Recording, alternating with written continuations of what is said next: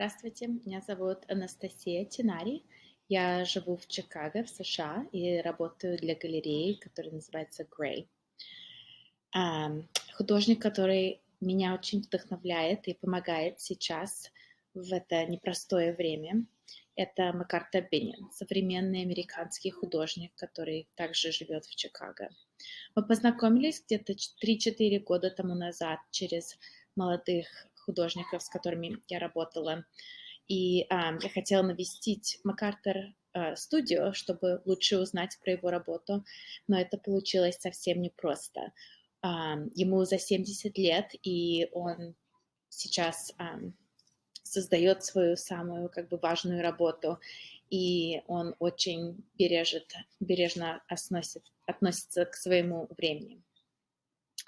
Так что, наконец-то, в один день в феврале он пригласил меня в студию, и я помню, в тот день было где-то минус 40 градусов, так что многие предприятия были закрыты, и также я не работала в тот день. И я помню, я даже не знала, если моя машина заведется, но знала, что не могу пропустить этот шанс, и поехала. И я помню, я думала, что ему бы было так легко взять выходной день, но он мне сказал, что холод обеспечивает ясность для него. И даже в самые суровые дни он никогда не пропускает день работу в своем студию. Он каждый день там, и я знаю, он сейчас, даже с пандемией, он там с 7 до 2 каждый день, одинокий. И если кому-то нужно когда-то встретиться с ним, он это делает только после 2, когда он закончил свое время в студии. И мне кажется, искусство требует время и пространства, и такая преданность к своей практике меня очень вдохновляет. МакАртур известен прежде всего своими картинами, которые выглядят как размеренная минималистическая решетка или сетка линии из воска. А вблизи чувствуется ощущение ручной работы. И базовый слой его картин является личные изображения, то есть фотографии его свидетельства рождения, дом в Миссисипи, где он родился, книга контактов с времени, когда он был в Нью-Йорке, всякие такие вещи.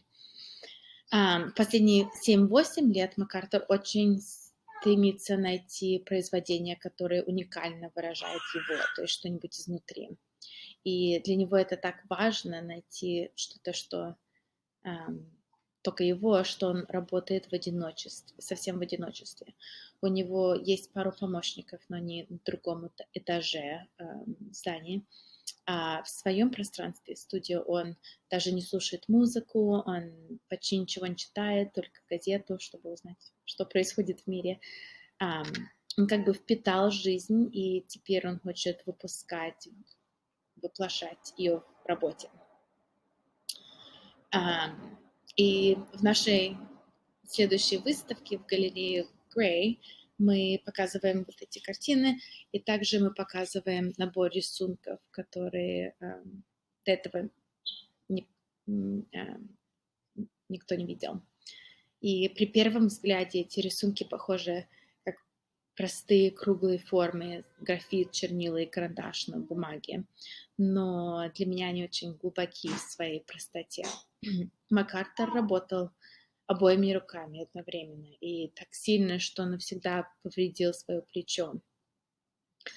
И для меня поверхность этих рисунков — это пейзаж. Они говорят о ровности руки художника, строгости его труда и дают зрителю пространство для их размышлений.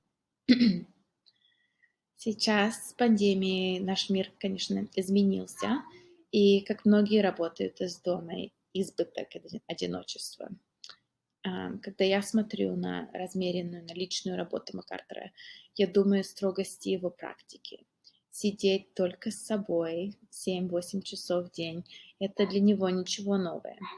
И также я пытаюсь жить в настоящий момент и наслаждаться этим шансом быть сам собой.